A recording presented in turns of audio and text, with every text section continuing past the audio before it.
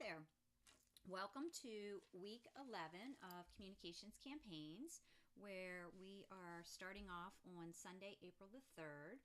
And last week we read about blogging and imagery, and you focused on your project on your key messages for your campaign. So, just to bring us back to our framework and where we are in the process, we've spent a lot of time on the assessment and the planning phases of the campaign, which is where the bulk of your time and effort are going to go.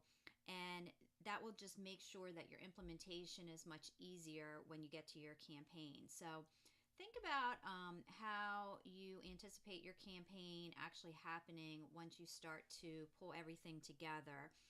And also, I want you to start thinking about how you're going to evaluate the effectiveness of your campaign.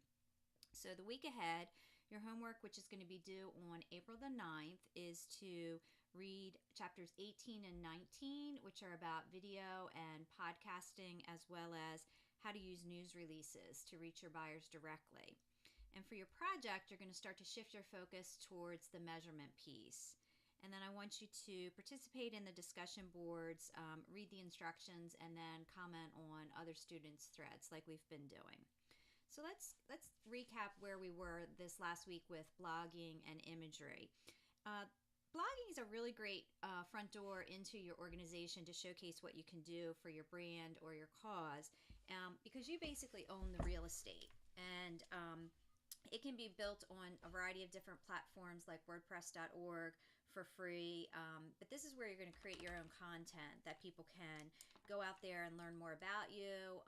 And the author talks about it's really important to, before you sort of jump into the blogging world, is to find other blogs that are similar to the one that you'd like to create, and really think about who your target audience is going to be for your blog. And then it's really important you start with a pretty narrow topic before you expand into sort of everything. And then it's always really important that you're authentic with your audience. Some of the case studies that the book talked about was Lawrence McGlynn, who took insurance questions that he was getting from his clients and sort of turned them into frequently asked questions, and he turned that into content, and then he was easily found on the internet. There's also very specialized niche called GrabCAD Community, which was for mechanical engineers. That was another case study that the book talked about. But when you create this niche blog and that type of approach, you're not competing with the other hundred thousands, millions of blogs that are out there. And the book also talked about if you're in a corporate setting, if you need to put together employee blogging policies. They talked about IBM and Air Force. And then it's really important when you think about the ethics associated with blogging and how you want to be transparent, but you also want to honor any kind of confidentiality or privacy issues, and then also disclose if there's going to be any kind of conflict of interest. It's important to tell the truth and then to give credit to your sources. So it's really important that when you think about blogging, or whether you want to do it personally or you want to do it as part of this campaign, it can be an integral part. You'll need to set up your URL, and then you can choose the platform, whether it's WordPress or Squarespace or TypePad. Get it designed, and then you need to decide if you're going to accept comments. And you can use CAPTCHA to make sure that you're not getting spam on your blog. And it's important that you can link out to your other social media channels, and then enable people to use the RSS feed to follow you. They talk about it's important to do an about page and that you put your email out there so people can contact you. But if you're trying to build your audience through blogging, you have to think a lot like a publisher, and it is going to take time. And there's different ways that you can go about getting more traffic, whether it be putting it in emails or newsletters or in your social media channels. Think about keywords. So if you're going to be blogging, you should think about some of the keywords that are going to help support your campaign.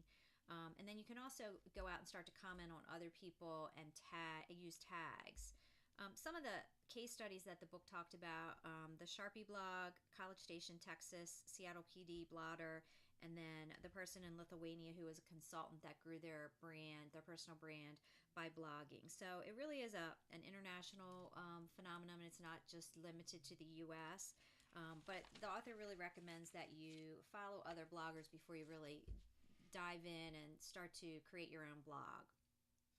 And then the other thing that the book talked about was the imagery piece. And an image can really be worth 1,000 words. You can really tell a story through your pictures, whether you're using Pinterest or Instagram.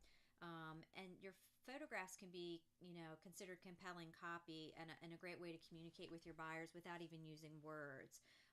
The author really recommends that you don't use boring iStock photos, but that you shoot original photos to tell your story. And they talked about the Idaho heirloom bean case study. So, and I agree. I think that when you have images of real people versus stock photos, it does work a lot better.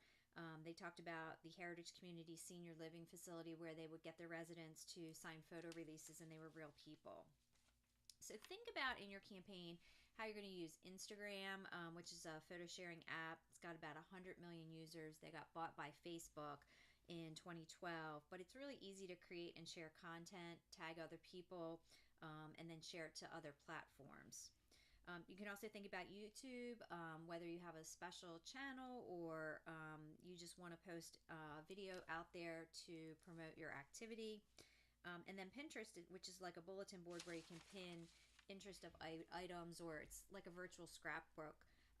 One of the good examples they used was Whole Foods, which has about 250,000 followers, 4,500 pins on 61 boards.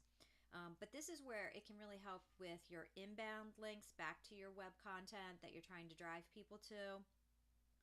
But you really do need visual content to publish it, so that then other people can pin it and do things like that. And then the other visual program that you ought to think about in your campaign is the use of SlideShare. So SlideShare got bought by LinkedIn, and it's a really great way to put content out there if you're trying to share a big idea or get your name out there, spread your message. But it's really, you're not selling a product, you're selling really more of an idea.